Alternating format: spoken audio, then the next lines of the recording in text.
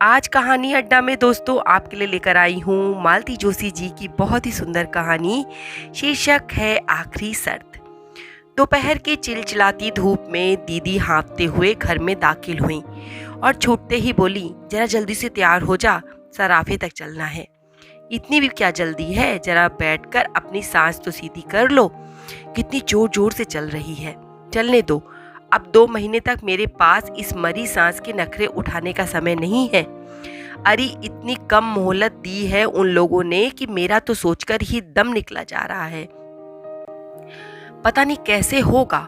अब देखो ना, परसों फलदान है और अब तक दूल्हे की अंगूठी का कोई पता नहीं है।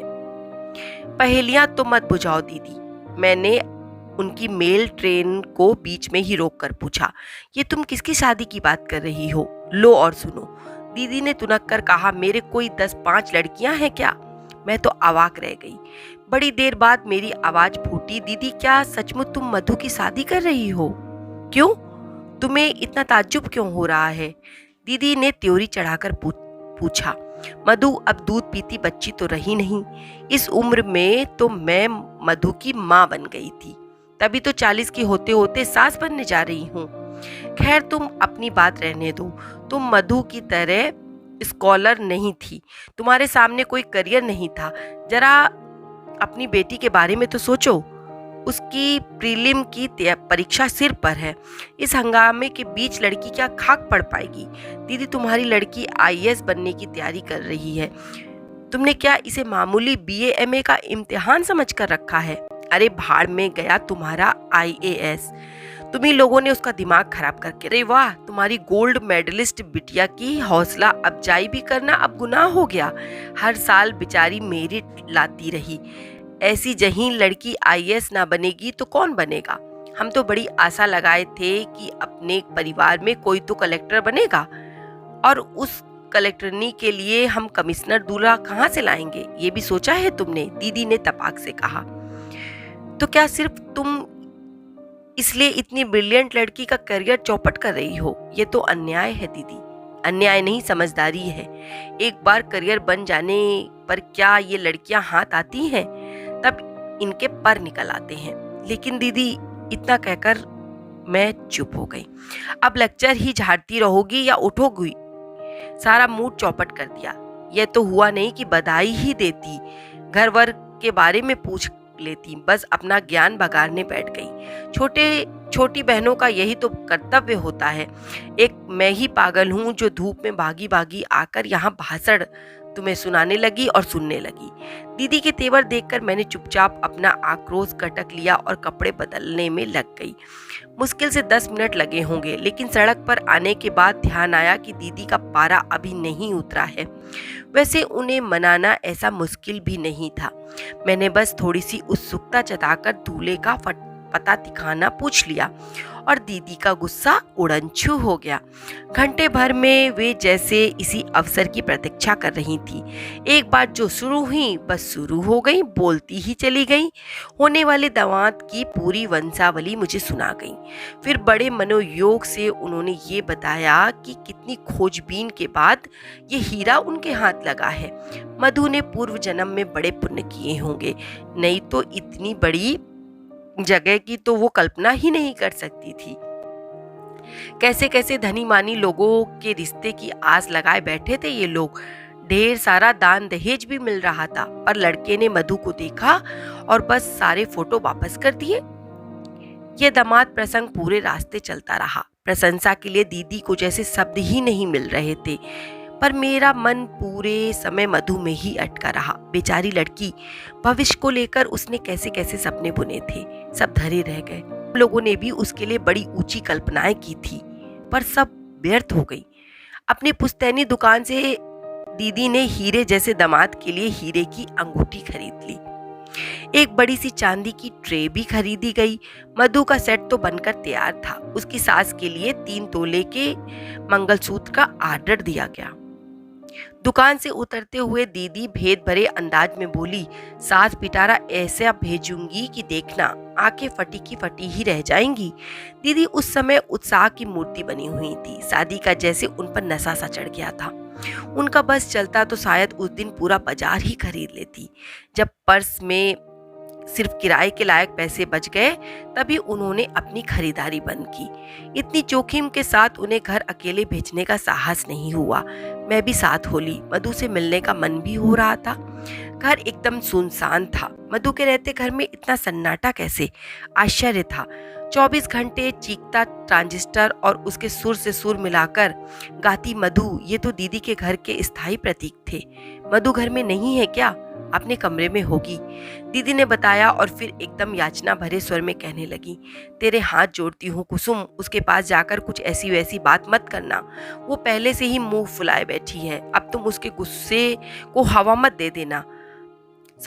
हम लोग साधारण लोग हैं बहन, बहुत ऊंचे सपने देखना हमें शोभा नहीं देता। दीदी, सपने देखने पर तो तुम प्रतिबंध नहीं लगा सकती, बाकी तुम अपने मन की ही कर रही हो ना, कर लो। सपनों से जिंदगी नहीं चलती रे। क्या सभी सपने पूरे हो जाते हैं? अब इसी को ले लो। हर साल इतने लोग परीक्षा देते हैं, क्या सभी पास हो जाते हैं? फिर उसी आशा से उम्र बढ़ाने से क्या फायदा? इतना अच्छा रिश्ता रोज रोज थोड़े ना आता है। दीदी की बात में कोई खास वजन नहीं था, पर उनके स्वर का गीलापन मुझे छू गया। उन्हें आश्वस्त करके ही मैं मधु के कमरे में गई। अपनी मेज पर गुमसुम बैठी मधु सूनी आंखों से खिड़की के पार देख रही थी। सामने फ्रांस की राज्य क्रांति का इतिहास का पन्ना खुला हुआ था। उसके पन्ने हवा से फड़फड़ा रहे थे। हेलो हनी, मैं उसे बाहों में भरकर बोली। तुम तो बड़ी छुपी रुस्तम निकली, चुपके चुपके सब तय कर डाला, हमें हवा भी नहीं लगने दी।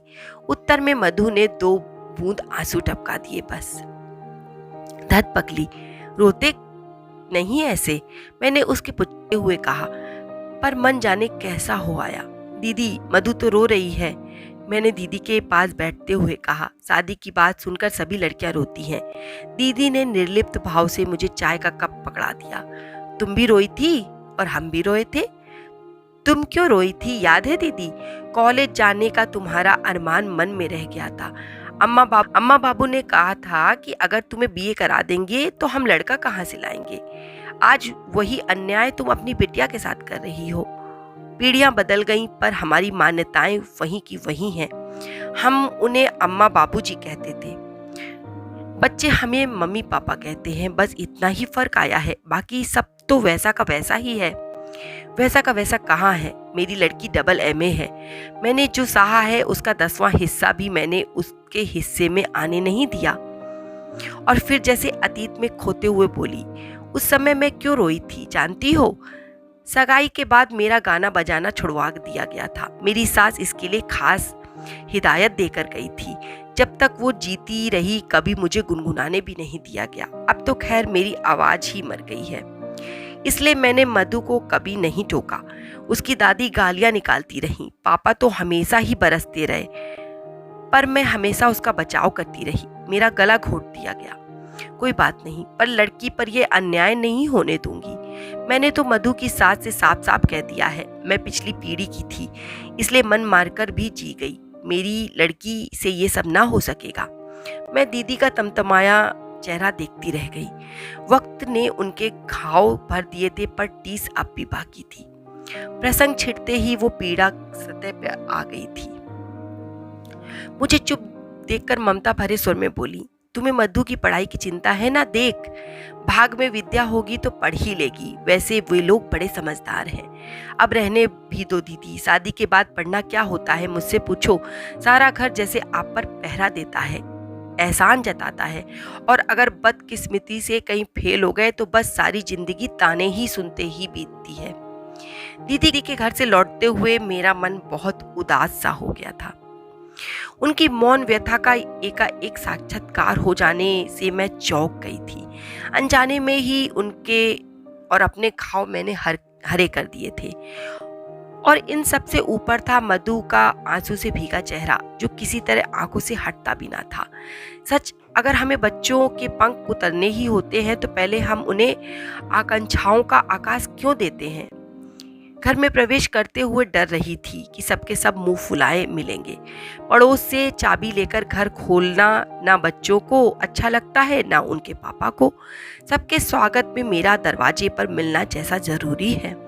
लेकिन घर में मौसम खुशगवार था, वातावरण में प्रसन्नता की महक आ रही थी। चलते समय दीदी ने जबरदस्ती एक मिठाई का पैकेट थमा दिया था। मिठाई और मधु की शादी की खुशखबरी एक साथ पाकर जनता और भी खुश हो गई। आश्चर्य तो तब हुआ जब श्रीमान जी भी मेरे सामने काजू की बर्फी का डिब्बा खोलकर खड़े हो गए। लो श्रीमती जी, तुम भी हमारी ओर से मुंह मीठा करो, तुम्हारी बिटिया भी झंडे गाड़ कर आई है। अच्छा, मैंने खुशी से डगमगाते हुए पूछा, क्या हुआ? Oh mummy, I am so happy today. मेरी सोटसी कन्या मेरे गले से झूल गई। अरे पहले मुझे बताओ तो क्या हुआ? तुम्हारी बिटिया को मद्रास कला केंद्र की स्कॉलरशिप मिली है। किस भरतनाट्यम के क्या कहते हैं उसे? हाँ, गहन प्रशिक्षण के लिए, एक्सटेंसिव स्टडी इन भारतनाट्यम। हमारी लाडो 3 साल तक मद्रास में रहकर बड़े बड़े महारथियों से प्रशिक्षण प्राप्त करेगी। ओ मम्मा, आई एम सो हैप्पी। शीतल फिर एक बार मुझसे झूलने को थी कि मैंने उसे सख्ती से अलग किया और उसी सख्त लहजे से उसके पिता से पूछा, 3 साल तक मद्रास में रहेगी और इसकी पढ़ाई का क्या होगा? अरे भाई, पढ़ने के लिए ही तो जा रही है, बताया ना कि गहन प्रशिक्षण के लिए जा रही है। अरे वाह, ये कोई पढ़ाई है? अच्छा भला तो नाच लेती है, अब और प्रशिक्षण लेकर क्या करेगी? बीए एमए करके ही क्या कोई कर लेता है कुछ? जरा इस बात पर गौर तो करो कि 810 लोगों ने फॉर्म भरे थे, उनमें से केवल 10 को चुना गया है और उन 10 से भाग्यशाली लोगों में तुम्हारी बिटिया भी एक है। कब भरे गए थे फॉर्म? किससे पूछकर भरे गए थे? आवेश में मेरा गला ही रूठ गया। इतना एक्साइटेड क्यों हो रही हो? इतना बड़ा कदम क्या वो अपने मन से उठाएगी? मैंने भरवाया था और शायद तुम्हें भी बताया था। गलत, मुझे बताया होता तो मैं कभी हाँ नहीं करती। मैंने तो इसे डॉक्टर बनाने का सपना देखा था। छी, मैं नहीं बनूंगी डॉक्टर, मुझे वो चीर फाड़ जरा भी अच्छी नहीं लगती। शीतल ने ऐसे मुंह बनाया जैसे उसे उपकाई आ रही हो।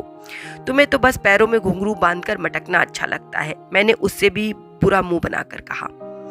ये अच्छी जबरदस्ती है। शीतल के पिता सहायता के लिए दौड़ पड़े। अगर उसकी दिलचस्पी मेडिकल में नहीं है तो ना सही, दुनिया में और भी तो विद्याएं हैं, बस नाचना ही तो नहीं रह गया है। पर मम्मा, इसमें बुराई क्या है? देखो, वे गंभीर होकर बोले, बच्चों पर अपनी पसंद नापसंद लादने के लिए अब वो दिन लद गए। अब हमें उनकी रुचि का भी ध्यान रखना चाहिए। और कैसे ध्यान रखा जाता है? मैंने चिढ़कर कहा। इसके लिए हमने ट्यूटर रखे, महंगी पोशाकें सिलवाई, रियाज के लिए टेप रिकॉर्डर खरीदा। बच्चों के शौक के लिए हम कब पीछे हटे, बल्कि अपनी हैसियत से ज्यादा ही करते रहे। पर इसका मतलब ये थोड़े है कि सब कुछ छोड़कर उसी में जुट जाओ, रुपया भी फूको और साल भी बिगाड़ो। देखो, शौक अपनी जगह है, करियर अपनी जगह। डांस सिर्फ शीतल का शौक या हॉबी नहीं है कुसुम, वो इसे अपना करियर बनाना चाहती है। वाह, क्या बात है। कल को उसकी शादी भी करनी है कि नहीं? ये शादी की बात बीच में कहाँ से आई? क्यों, कुछ गलत कहा मैंने? कल को लड़के वाले पूछेंगे तो अपने पास कुछ जवाब तो होना चाहिए कि नहीं? कि ये कह देंगे कि साहब लड़की पढ़ी लिखी है, बस नाचना जानती है। वो क्या कहते हैं, गहन प्रशिक्षण प्राप्त। बहुत अच्छा लगेगा ना ये कहते हुए? कम से कम मुझे तो बुरा नहीं लगेगा। और इस बात को सुनने के बाद कितने लड़के शादी के लिए तैयार होंगे? तुम्हें संदेह क्यों हो रहा है? इसलिए कि मैं हिंदुस्तानी लड़कों की मनोवृत्ति को आपसे ज्यादा समझती हूँ और जानती हूँ कि अपने को अत्याधुनिक कहने वाले युवक भी पत्नी को स्टेज पर नाचते नहीं देख सकते। कला की प्रशंसा करना एक बात है, कलाकार से शादी करना एकदम दूसरी। शादी शादी शादी, शीतल एकदम चीखी। बंद करो मामा, बोर हो गई हूं मैं। क्या लड़की के करियर की यही आखिरी शर्त है, शादी? ओ गॉड, हाँ, यही आखिरी और अनिवार्य शर्त है, मैंने कहा और दोनों हाथ से अपना चेहरा ढांक लिया। मेरी प्रगतिशीलता का नकाब किसी ने फाड़ कर फेंक दिया और मुझे अब अपने चेहरे से शर्म आ रही थी। दोस्तों, आपको ये कहानी कैसी लगी? अगर पसंद आई हो तो आगे शेयर कर दीजिएगा और ऐसे ही सुंदर कहानियों का आनंद लेने के लिए मेरे चैनल को सब्सक्राइब कर लीजिएगा। धन्यवाद।